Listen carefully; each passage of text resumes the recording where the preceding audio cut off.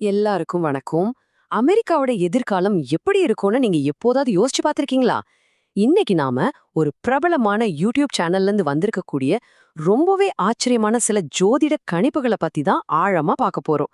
இந்த கணிப்புகள் சொல்ற எதிர்கால நிகழ்வுகள் என்ன? அது எந்த அளவுக்கு தீவிரமானதா இருக்கும்னு நாம ஒன்னா சேர்ந்து அலசி ஆராயலாம். முதல்லயே பாத்தீங்கன்னா இந்த வீடியோவோட ஆரம்ப வரியே ரொம்பவே அதிர்ச்சிகரமா இருக்கு. இது ஒரு இறுதி எச்சரிக்கை. இந்த வார்த்தைகளை கேட்கும்போதே இது ஏதோ சாதாரண கணிப்பு மாதிரி தெரியல இல்லையா? வரப்போற ஒரு பெரிய மாற்றத்துக்கான ஒரு அவசர அழைப்பு மாதிரி இருக்கு. கேட்ட உடனே நம்ம கவனத்தை இது ஈர்க்குது. அடுத்து வரப்போற விஷயங்கள் எவ்வளவு சீரியஸா இருக்க போகுதுன்னு நமக்கு புரிய வைக்குது. சரி, இந்த கணிப்புகளுக்கு பின்னாலே யார் இருக்காங்கன்னு தெரிஞ்சுக்கிறது ரொம்ப முக்கியம். இது சொல்றது ஒரு யூடியூப் ஜோதிடர். அவரோட கணிப்புக்கு ஒரு நம்பகத்தன்மையை கொடுக்கறதுக்காக அவர் ஒரு முக்கியமான விஷயத்த சொல்றாரு. அதாவது, டொனால்ட் ட்ரம்ப் மறுபடியும் ஆட்சிக்கு வருவாருன்னு நான் முன்னாடியே சரியா கணிச்சிருந்தேன் அப்படிங்கிறாரு. அந்த பழைய வெற்றியை ஒரு ஆதாரமா காட்டி இப்ப சொல்ல போற எச்சரிக்கைகளையும் நாம சீரியஸா எடுத்துக்கணும்னு அவர் சொல்றாரு. ஓகே, இப்போ நாம முதல் கணிப்புக்கு வருவோம். இதுதான் இருக்கிறதுலயே ரொம்ப முக்கியமான கணிப்பு. ஏன்னா இதுக்கப்புறம் நடக்க போற எல்லா சம்பவங்களுக்கும் இதுதான் ஆரம்ப புள்ளி, அதாவது முதல் டாமினோ மாதிரி. இந்த ஒரு சம்பவம் அமெரிக்காவோட தலையெழுத்தையே மாத்தி எழுத போற ஒரு பெரிய சக்தியா இருக்கும்னு சொல்லப்படுது. அப்படி என்னதான் அந்த சம்பவம் பார்க்கலாம் வாங்க. இந்த தாக்குதல் எப்போ நடக்கும்னு சும்மா பொதுவா சொல்லாம அதுக்கு ஒரு குறிப்பிட்ட காலத்தையும் இவர் சொல்றாரு. இதுதான் இந்த கணிப்பை இன்னும் கொஞ்சம் சீரியஸ் ஆக்குது. அதாவது 2026ல ஆரம்பிச்சு 2027வது வருஷத்தோட மத்திக்குள்ள இது நடக்கும்னு கணிக்கப்பட்டிருக்கு. பாருங்க, இது ஏதோ ரொம்ப வருஷம் கழிச்சு நடக்க போற விஷயம் இல்ல.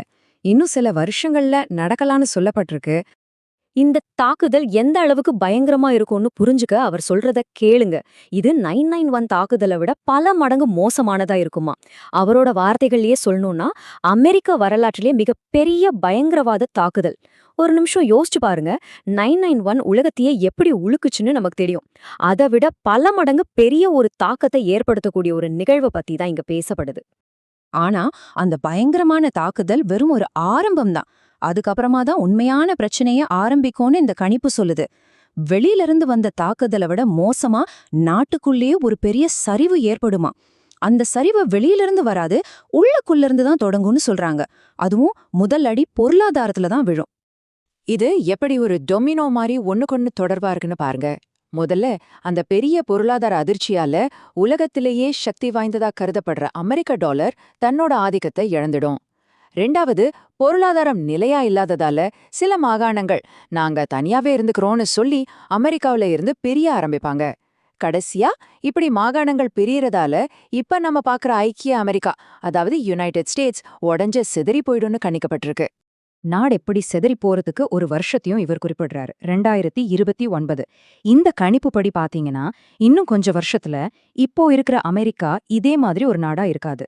இது ஏதோ 100 வருஷம் கழிச்சு நடக்க போற விஷயம்னு சொல்லப்படல. நம்ம வாழ்நாளையே நடக்க வாய்ப்பு இருக்கிற ஒரு நிகழ்மாதான் இது சொல்லப்படுது. மாகாணங்கள் பிரிஞ்சு போகுங்கிற இந்த கணிப்பை இன்னும் ஆணித்தரமா சொல்றதுக்கு அவரோட நேரடி வார்த்தைகளையே கேளுங்க. ஐக்கிய அமெரிக்காவிலிருந்து சில மாநிலங்கள் வெளியேறுவதை நீங்கள் காண்பீர்கள். இது எவ்வளவு தெளிவா சொல்லப்பட்டிருக்கு பாருங்க. இது வெறும் பணப்பிரச்சனை இல்ல, இது ஒரு நாட்டோட கட்டமைப்பையே உடைக்கிற ஒரு பெரிய அரசியல் சிதைவு. அமெரிக்காக்குள்ள இவ்வளவு பிரச்சனைகள் நடக்கும்போதே இந்த கணிப்புகளோட கடைசி மற்றும் ரொம்பவே பயங்கரமான கட்டத்துக்கு நம்ம வர்றோம். இப்போ இந்த நெருக்கடி அமெரிக்க எல்லையோட நிக்காம உலகம் முழுதும் பரவி ஒரு உலகளாவிய மோதலா மாறும்னு சொல்லப்படுது. இது உண்மையிலேயே முழு உலகத்தையும் பாதிக்கக்கூடிய ஒரு கவலையான கட்டம்.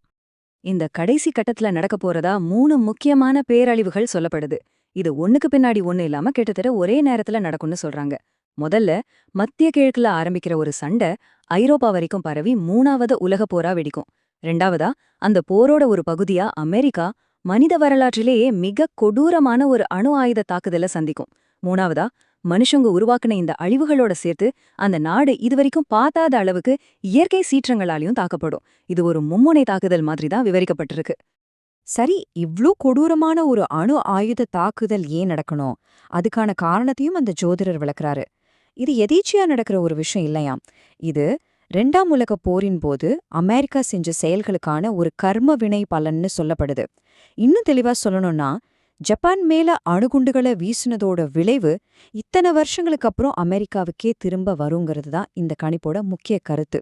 ஒரு வரலாற்று பழிவாங்கல் மாதிரியே இது சொல்லப்பட்டிருக்கு.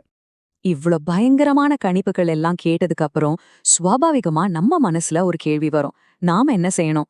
இப்போ நாம கணிப்புகளை விட்டுட்டு இந்த ஜோதிடர் அவரோட ஃபாலோவர்ஸ்க்கு என்ன மாதிரியான அறிவுரைகளை கொடுக்கறாருன்னு பார்க்கலாம். இந்த மாதிரி சூழ்நிலைகளை எப்படி சமாளிக்கிறதுன்னு அவர் சில வழிகளை சொல்றாரு. இவ்ளோ தீவிரமான கணிப்புகளுக்கு நடுவுல ஒரு தனி மனுஷன் என்னதான் செய்ய முடியும்? நம்பிக்கைய விட்டுடணுமா?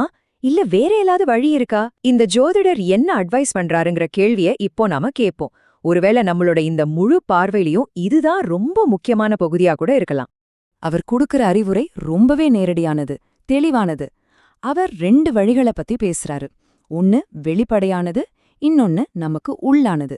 வெளிப்படையா என்ன செய்யணும்னா, அமெரிக்க வரலாறுலயே மிகப்பெரிய பயங்கரவாத தாக்குதல் நடந்துருச்சுன்னு செய்தி வரப்போ அதுதான் நாட்டை விட்டு வெளியேறதுக்கான சிக்னல்னு சொல்றாரு. அதுதான் உங்க பேக் எல்லாம் பேக் பண்ண வேண்டிய நேரம்னு அவர் குறிப்பிடுறாரு.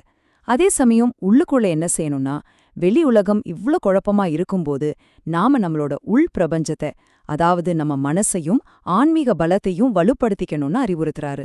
உடல் அளவுல தப்பிக்கிறதும் மனசளவுல உறுதியா இருக்கிறதும் ரொம்ப அவசியம்னு அவர் சொல்றாரு. சரி, நாம இப்போ இந்த ஆய்வோட இறுதிக்கு வந்துட்டோம். இப்போ நம்ம முன்னாடி ஒரு பெரிய கேள்வி நிக்குது. நாம இப்ப பார்த்த இந்த விஷயங்கள் எல்லாம் எதிர்காலத்தை அப்படியே படம் பிடிச்சு காட்டுற ஒரு தீர்க்க தரிசனமா, இல்ல இது இந்த மாதிரி நிச்சயமற்ற காலங்கள்ல உருவாகிற ஒரு நவீன கால கட்டுக்கதையா? இதுக்கான பதில நாங்க சொல்ல போறதில்ல. இது உண்மையா பொய்யாங்கிற முடிவை உங்களோட சிந்தனைக்கே விட்டுடுறோம். யோசிச்சு பாருங்க.